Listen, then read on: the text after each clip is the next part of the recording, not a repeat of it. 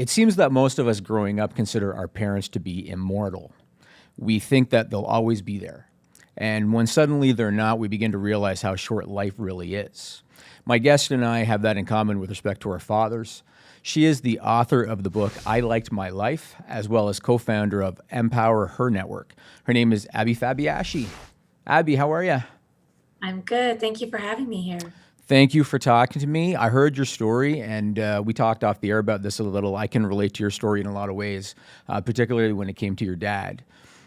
First, I want to talk about you growing up, because I understand that you were big into literature even from a young age. You were a big reader, even in your early teens. Tell me about that. Yeah, I was. I love to read. I love to get lost in books. I was attacked by a Rottweiler on my face when I was 9 and had a lot of surgeries subsequent to that. Really? Yeah.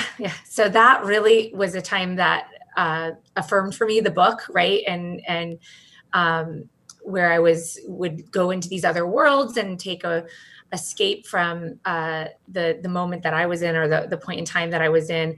And so I did always love that. And then poetry and writing, I had so many feelings, oh my goodness. And I would write about them. And if there was a song, I would change the words to my words, and I would sing songs and that sort of thing. So it was always a big part of my life. When you were 15, you experienced the loss of a close friend. Can you tell me about your friend, about what happened to them, and I guess about your relationship? Yes, Elizabeth. Her parents remain my closest mentors in this world, and so for that, I'm so grateful. Elizabeth and I were, 15, and we were figuring it all out, and I think we were pretty sure we had it figured out. Yeah. And got into our fair share of trouble and fun. And then one day, it was the day before we finished freshman year of high school, and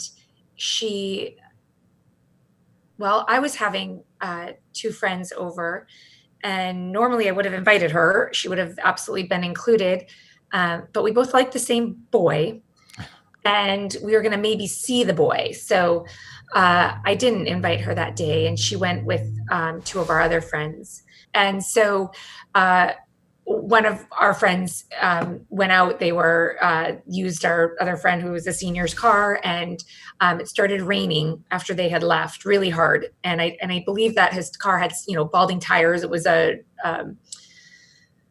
car of a teenager, right? Because we didn't have any money. And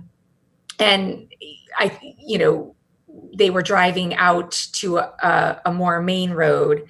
And I believe, as I heard the story told, that as a joke, she went to slam on the brakes, but slammed on the accelerator by accident and spun into kind of the main traffic where a semi truck was, and just literally tore the car right in half. So the driver was fine. I mean, I think she was in the hospital for a day for a punctured rib or something like that, or a broken rib.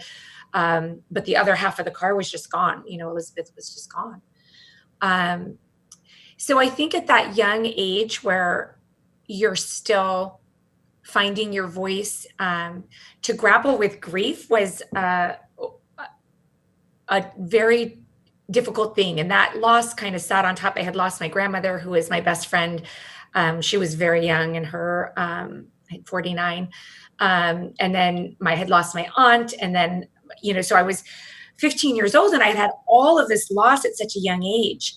And I started looking out at these other grownups around me who were 30s and 40s and 50s and 60s. And I thought, if I'm 15 and I've had all of this tragedy, then all of these people have had even more tragedy. And here they are walking around making Christmas plans and holiday plans as if everything's okay.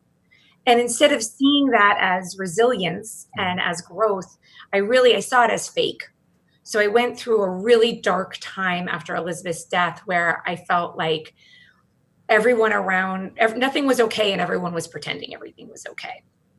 Right. And when I first heard your story and heard about your book, I thought initially that your book was inspired by your dad, but I guess the original idea was inspired by your friend. Is that true?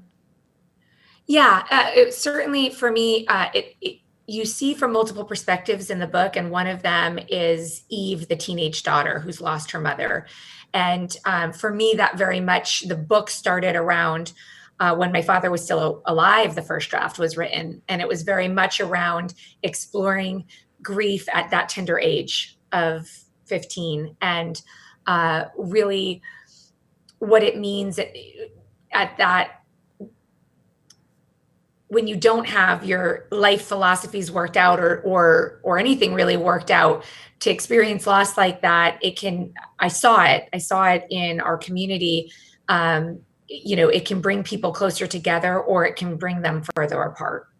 It can bring people, make you more, I'm going to cherish each day, and I'm going to go out and I'm going to follow my dreams, and I'm not going to get stuck in some job I hate. And it can do that, or it can turn you to, I'm going to have more drinks than I probably should, or I'm going to have more, to a darkness, a self-medicating, or a what's the point? So I very much saw the dichotomy between, what happens to people and what they're able to do with it or not able to do with it. Right. Well, we spoke off the air about finding an outlet to help you cope with grief and overcome it. Is something I'm a big believer in. You started writing your book, but correct me if I'm wrong, you didn't start writing it until years after your friend's passing. Is that true? And if so, how did you bridge the gap in terms of dealing with that grief and that adversity when you were a teenager before you started writing the book? Yeah, I don't know that I did it all that successfully. More of a pier than a bridge. I think that, went to a very dark place for a couple years, where I felt very disconnected. I had a hard time, caring about going to prom or the things that people my age were caring about, and really also very unfairly, I think, looked at people in my age group and thought, what is wrong with you? Don't you see that none of this matters? It was very frustrating to me. And then, I think time passed, and I left town. I asked similar to part of the storyline of the book, because all fiction is rooted in some truth.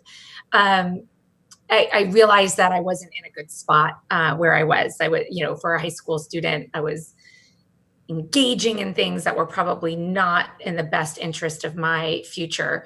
And so I asked my parents if I could go to boarding school my senior year and start fresh. And just said that I couldn't escape Elizabeth in our small town. And I think very much people knew that I was, had been on this one track and now was on this different track. And so that's what I did. I went to Taft in Connecticut for a year. I have extended family in the area. So I wasn't, support wise, kind of high and dry.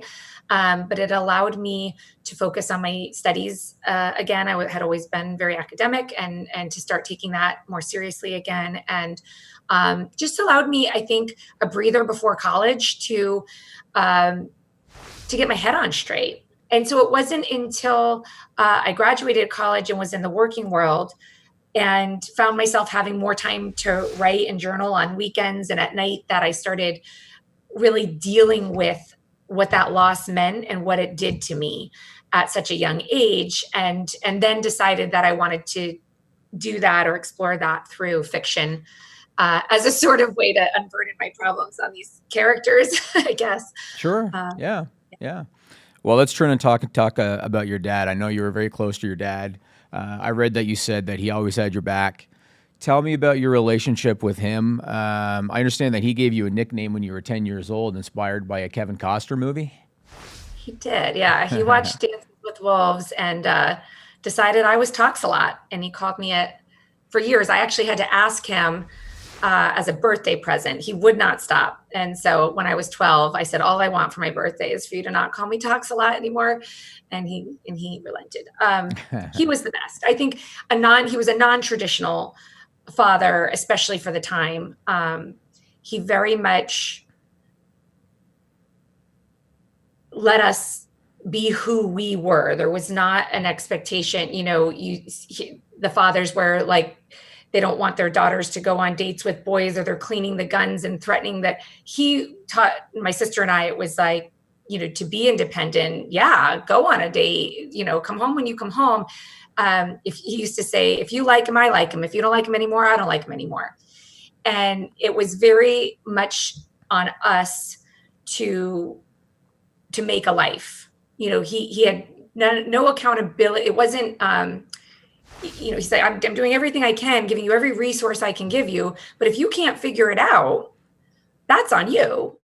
My sister and I knew him as a person, not just as this authoritarian figure, or somebody that we needed for, to provide for us, which he did, but we really knew him, and he was our cheerleader. I have a daughter, and when it comes to dating, she's young still, but when it comes to dating, my mentality is I'm going to try reverse psychology. If I don't like them, I'll make like I do, and if I really like them, I'll make like I don't. Maybe she'll go in that direction. That's what I'm hoping might work. I don't know. I guess we'll see. Your dad, I understand, was also pretty no nonsense. You wrote that he wasn't a coddler. When you told him about your plans to write your novel, I understand his response was pretty cut and dry. Yeah, and it was how I presented it. I said I want to take some time off work and do this. I've always wanted to do it, and I feel like I'm onto something here. But I know it'll never get published. I understand the publishing industry is, impossible to break through, and all the things online say, if Judy Blume's not your mom, forget it. So I know it's not going to go anywhere, but I want to have written it. And yeah, he looked at me and said, yeah, then you're right. It's not going to go anywhere. And basically, don't bother. And I thought, wow, Dad, thanks. Like, I thought you'd be a little more supportive. And he said, well, you just said it's not going to go anywhere. And if that's your mentality, I can assure you, you're right. You need to have your own back. And that was always his message to us, but it was so easy for us to absorb that message, and it wasn't hard to do because we knew in our heads that he had our back. So, he was saying it, and we felt it, and we felt the confidence, but until he was gone, I didn't realize how much of that confidence I felt was because I knew I had him as a safety net. There wasn't a coddling, but there was very much so an understanding that he emotionally was there for us. Always. Right. As much as he said he would never be there for us financially, and he never had to be because he had such a good poker face that we were all terrified, and we he would have been there for us if we needed him. Sure. And so knowing that, it was like, you thought it was you, and that you had your own back, and that you were learning these lessons, but it really wasn't until he was gone that you're like, oh man, you were a big part of why I felt the way I felt. That comfort. Right. Yeah, I plan to cut off my kids' allowance when they're 15 because I worked and they can work too. But at the same time, like you mentioned, they're not gonna be on the street. Right. You know what I mean? So, but they can't expect everything to be handed to them either. So I'm with your dad on all that stuff. So you had a full-time job. You mentioned this. You had a full-time job in high tech. You were putting in a lot of hours, 70 to 80 hours. I read you were putting in a week at that job, and so writing was reserved for nights and weekends. You got the first draft done when you were 24 years old. And then on September 23rd, 2008, you already alluded to this, something happened to your dad. Do you mind talking about that, about what happened to your dad? Yeah. So he was in good health, worked out every day, was young. I mean, had just had for his physical, like his nuclear stress test and all of those things. It was really came to a shock that he passed away in his sleep of a catastrophic heart attack. It was I lived in Florida and he was in New Hampshire, so one of those things you never forget, where you were when September 11th, when you first saw the airplanes hit, or, one of those things. I think for people who go through such personal loss, finding out about that loss is stored in whatever that same part of your brain is.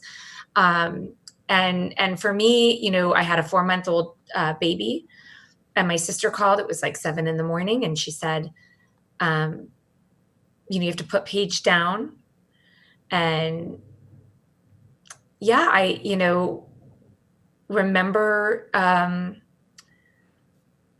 just being in complete disbelief. And my husband was traveling for work, so he met me at the airport, and I came with the baby, and I had packed for us. But when we got there, and I have a great life partner, so very fortunate in that way. And so we get to the house, he's in a suit, and goes to change, takes the suitcase in, opens the suitcase, and I had packed all of his boxers and all of his undershirts. And that's all I packed for him. And he came out, he said, is there another suitcase? Any of my stuff in your suitcase? And I said, no. And he said, okay. And I said, where are you going? He goes, I just got to shoot over to Marshall's.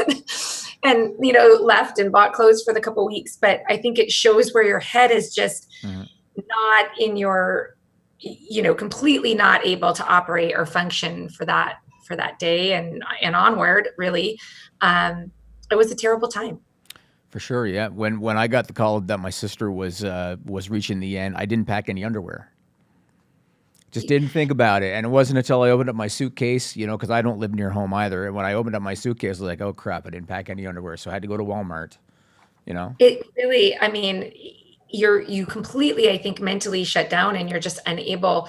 I always thank God for my daughter, because having a 4-month-old was the life in the house, right? As we were all trying to make these funeral plans, and it was all so unexpected. And then you just had this little pumpkin to pass around and kind of remind people of the circle of life. And it brought a joy that was notably absent when I had lost, my grandmother and my Elizabeth, to have this baby of, who needed you. Yeah, 100%. Well, as happens with a lot of people after the passing of a loved one, you fell into your depression. Your writing went on the back burner. You carried on with your day-to-day life. Like you said, you had 2 little kids. You had a full-time job. You kind of buried yourself into that. Talk about that time, and about how was it that you were able to kind of get back on track, going through that hard time in your life? Sure. Yeah, and I don't know that like from a clinical perspective, that depression is a word I would use, because what I've always kicked into this, like, I'm going to be so busy that I can't even think about happiness. So I don't know, maybe it's a form of depression.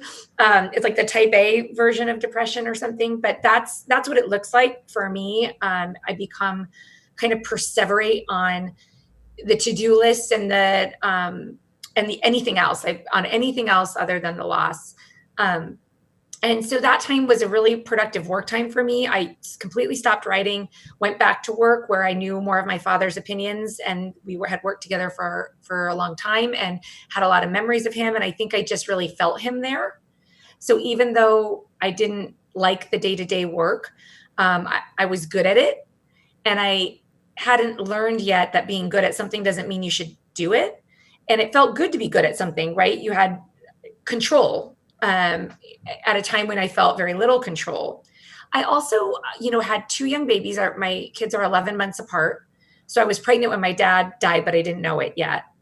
And so when, I had these 2 young kids, and that also didn't feel like a great spot of control. I didn't have a lot of confidence as a mother when they were itty babies like that. And so work really became a huge part of my self-worth, really.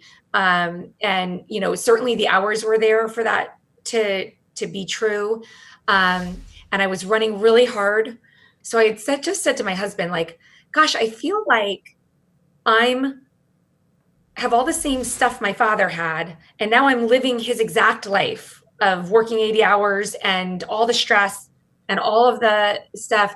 but I don't want to die when I'm 53. I want to live longer than that. And I just started saying like, I think I might need to rearrange how I'm doing this. And then at that same moment, I happened across the draft of I Liked My Life on my computer. So this, you're talking about 7 years before that I had written it. And so when I started writing it and rewriting it and getting into that grief again and really sitting next to what I lost in my father, I decided to make some life changes. And it did take me 3 years to realize that I really needed to get serious about not just hiding. Hiding at work is what I did. But start thinking about what I want and what's best for me and my family, and then started making some big changes. Sure, and I understand that your dad used to tell you if you were sick, he would say play hurt, and Yes. so you decided when it came to picking the book back up again, even though you were grieving, you decided I got to play hurt. Yeah, and that he, as a man who was perfectly happy to show his tears and his feelings to us, he always talked about happiness and passion and all of those things. And I knew he would have been so disappointed that I had started to pursue my passion with some level of success, and then shut it all down when he was gone. That's not the path he would have wanted for me. And so I needed exactly to play hurt and to show up for myself. Right. Now, you mentioned that you made a major life change, and this was a major decision that you made, and gutsy, I got to tell you. So you have this high-tech corporate job, and you decided to quit your job. You had 2 little kids, and you decided, like you mentioned, that you just weren't happy. You were good at it, but you weren't happy. And your husband, I guess, you were fortunate that your husband's salary could cover the family. So you decided to quit your job. You changed your lifestyle. You used the term right-sizing. You said you right-sized your life.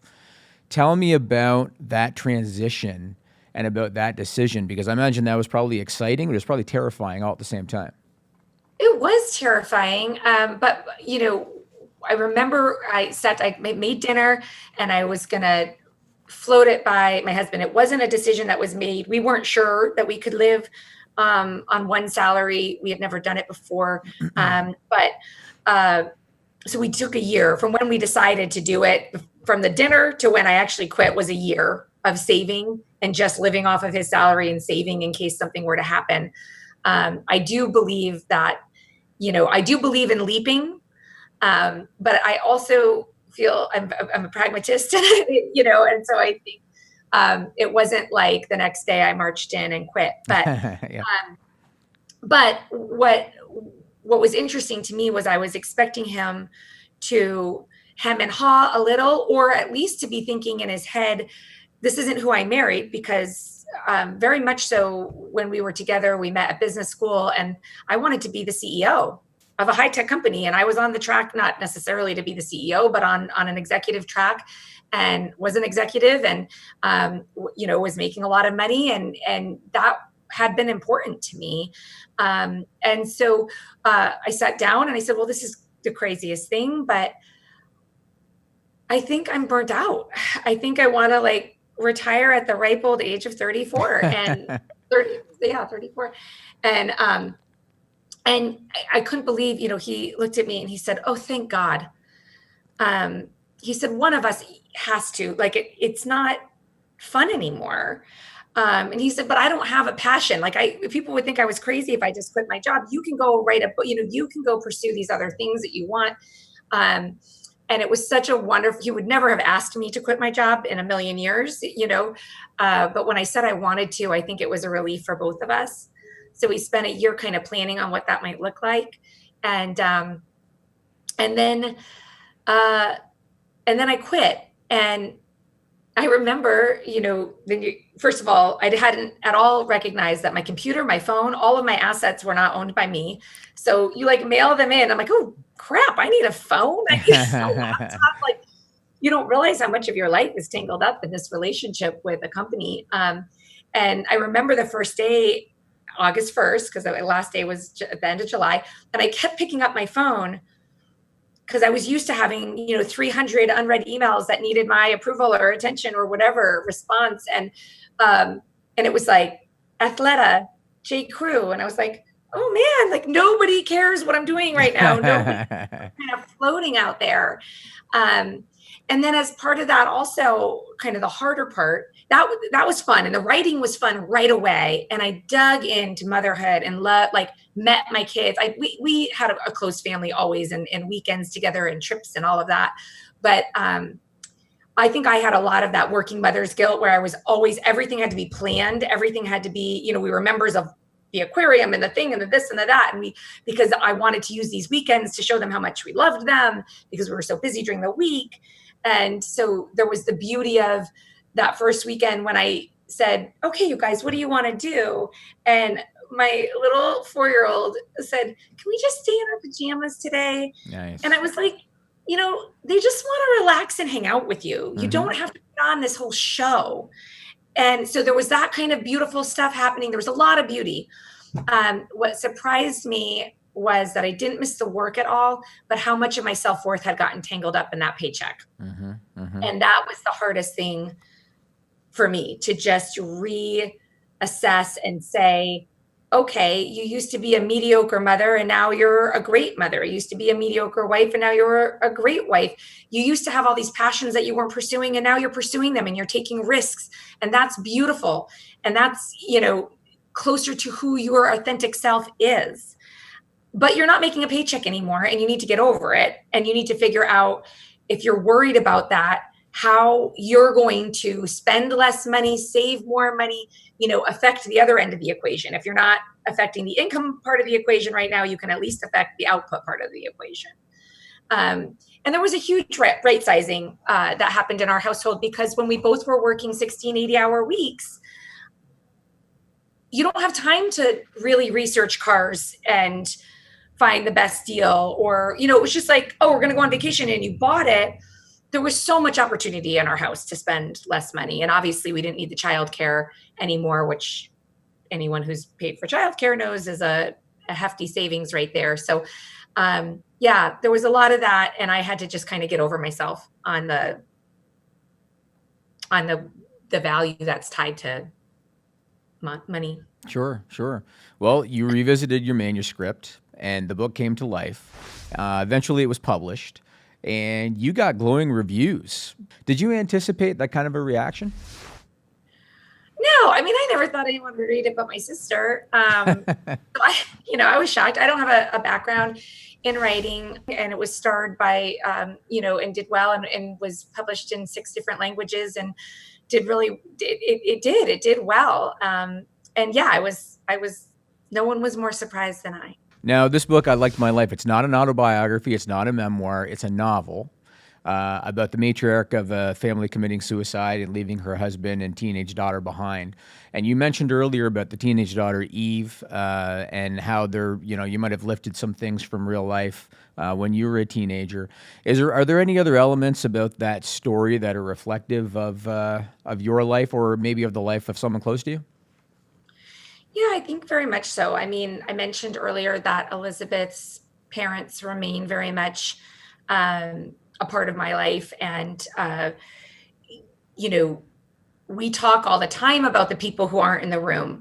And so I had the opportunity, and her father, similar to my father, they were actually good friends in life. And her father, similar to my father, is a thinker and a feeler and a talker. And so he, and as is his wife. And so Lynn and Richard had shared so closely over the years what their grief was as a parent to lose a child.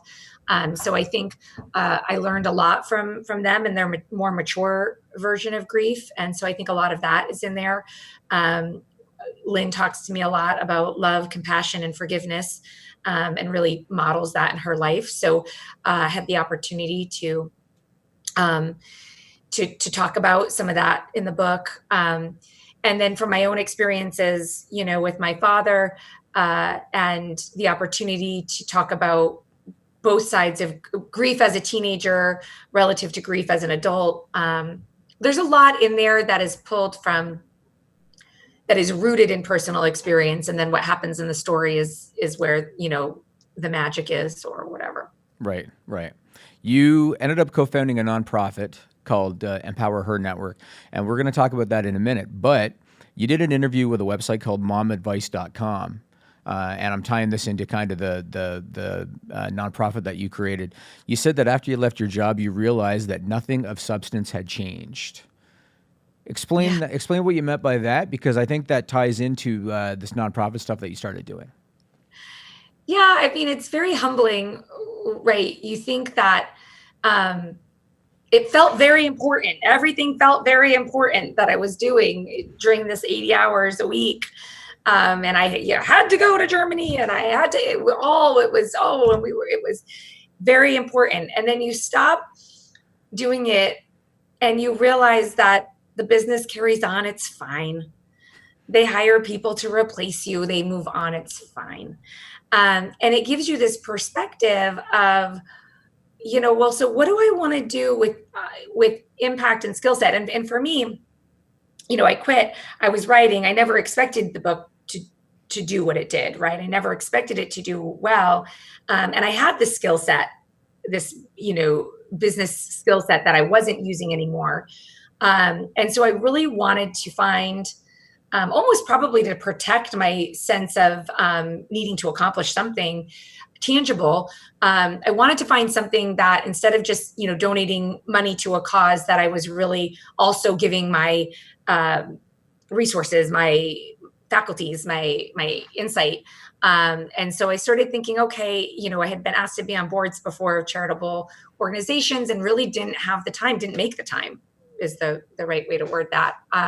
And so I started to try and find a topic that I really would care about, that I, embraced. And I read a book called Half the Sky that had, its thesis was basically that there are 3 things happening on the earth, that until we have solved for these 3 human rights crises, that we cannot move forward as, as a people, as a humane and connected world. And one of them was human trafficking. And as I read about it and the realities of it and how little I knew about it, which was, embarrassed me, I was like, I really felt a call to action. This is it. This is what I'm going to tackle. So ultimately, after being engaged in the movement for 7 years, had the opportunity to start, fill a gap in services here in the United States.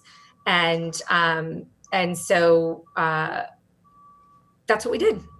And that's Empower Her Network, is operating today in 9 cities in the United States and counting. And we take nominations from the case managers that are working with survivors. And when they meet someone who's really ready, we walk with them for 12 to 18 months on an empowerment plan.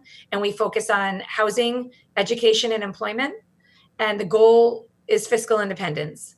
So the plan is unique to the person and really written by the person. It's a very empowering process, and requires work and accountability and shared kind of compassion. And then they go off and they do the hard work over 12 to 18 months. And it's incredible. They astound me every day. That's great. And I understand that a portion of the proceeds from the book went to Empower Her Network as well. Yeah, pretty much every dollar I made off the book has gone to Empower Her Network. I think it says on the book 20%. That's what we had agreed to at a minimum. But at this point, it's we're pretty much all in. Yeah. Right. That's great. That's great. Well, I lost my father and my sister, and they're gone but not forgotten.